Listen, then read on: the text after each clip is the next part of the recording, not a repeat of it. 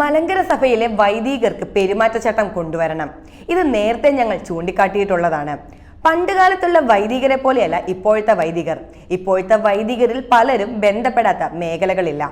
വസ്തു കച്ചവടം, കല്യാണ ബ്രോക്കർ, കാർ കച്ചവടം, രാഷ്ട്രീയം എന്നു വേണ്ട എങ്ങനെയൊക്കെ പണവും പ്രതാപവും ഉണ്ടാക്കാമോ അങ്ങനെയെല്ലാം ശ്രമിക്കുന്നു.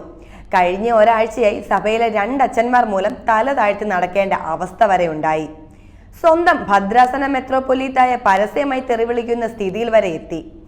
ഒരു വൈദികന്റെ നാവിൽ നിന്നും ഇത്തരം പദപ്രയോഗം നടത്തുമ്പോൾ അതേ വായ കൊണ്ട് വിശുദ്ധ കുർബാന ചൊല്ലാൻ സഭ അനുവദിക്കരുത്. പരസ്യമായ മാധ്യമ പ്രസ്താവനകൾ നടത്തരുതെന്ന പരിശുദ്ധ കാതോലിക്ക ബാവയുടെ കൽപ്പന ഇറങ്ങി മണിക്കൂറുകൾക്കുള്ളിൽ ബാവ തിരുമേനിയുടെ കൽപ്പനയ്ക്ക് പുല്ലുവില കൊടുത്ത് നടത്തിയ ഈ തെറിവിളി തത്വത്തിൽ പരിശുദ്ധ ബാവയോട് തന്നെയുള്ള അവഹേളനമായി കാണേണ്ടതല്ലേ? സഭയ്ക്ക് തന്നെ അത് നാണക്കേടാണ്. വൈദികനെ നിയന്ത്രിക്കാൻ ഭദ്രാസന നേതൃത്വം ആർജവം കാണിക്കണം. കോനാട്ടച്ഛന് കിട്ടിയ വാഴക്കുന്നത്തിന്റെ വിശദീകരണം ഭദ്രാസനത്തിന് കൈമാറണം. അനിയന്ത്രിതമായി ആരെയും സംരക്ഷിക്കരുത്.